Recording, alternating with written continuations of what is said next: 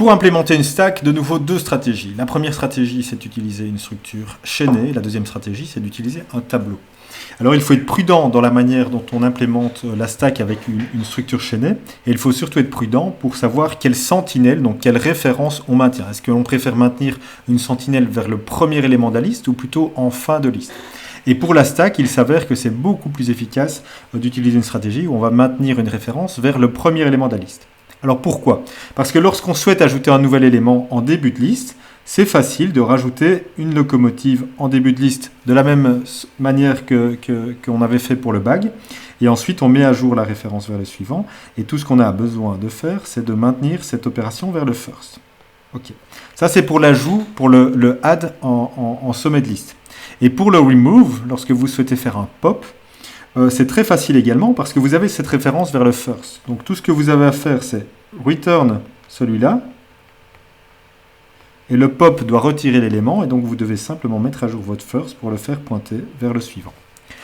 En fin de liste, vous n'auriez pas pu faire ça en temps constant. En fin de liste, l'opération aurait pris O de n nécessairement. Parce que si vous aviez maintenu un pointeur vers le début de liste et que vous souhaitez retirer en fin de liste, vous devez parcourir chaque élément un par un pour retrouver celui de la fin.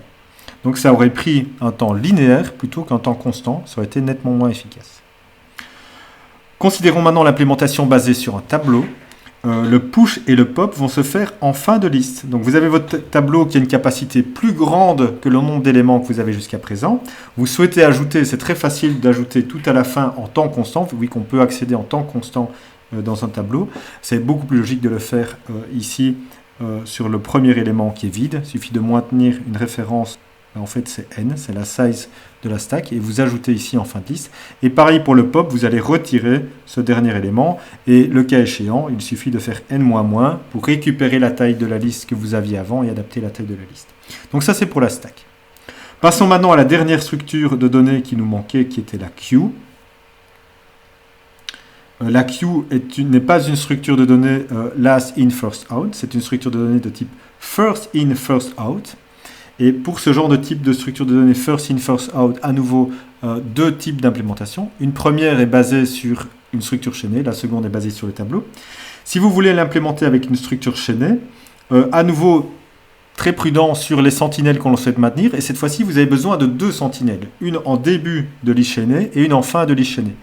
Pourquoi? Parce que vous souhaitez que le premier élément qui est ajouté soit aussi le premier élément retiré. Donc vous allez ajouter en fin de liste.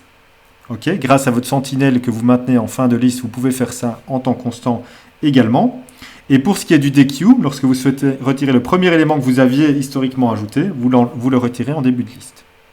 Si vous souhaitez implémenter une queue avec un tableau, c'est légèrement plus compliqué que ce qu'on avait fait pour la stack ou le bag, parce que lorsque vous allez ajouter en fin ici de tableau, ici. Par contre, vous allez retirer, vous souhaitez retirer historiquement les premiers éléments que vous aviez ajoutés, okay. First in, first out, n'oubliez pas la stratégie, donc celui-là, et donc vous allez potentiellement créer ici des slots vides dans votre tableau. Et pour éviter de doubler la capacité inutilement alors qu'on aurait plein de slots vides en début de tableau, il faut considérer qu'on a en fait une structure qui est de type circulaire.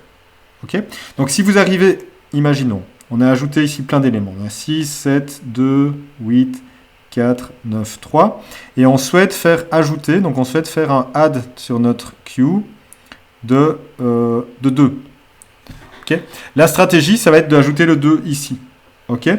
Et cette position de 2, vous pouvez la retrouver comme étant n modulo la capacité de votre tableau. Okay. Et donc là, vous avez vraiment une implémentation de type circulaire. Je pense que c'est un des exercices qu'on vous proposera également d'implémenter.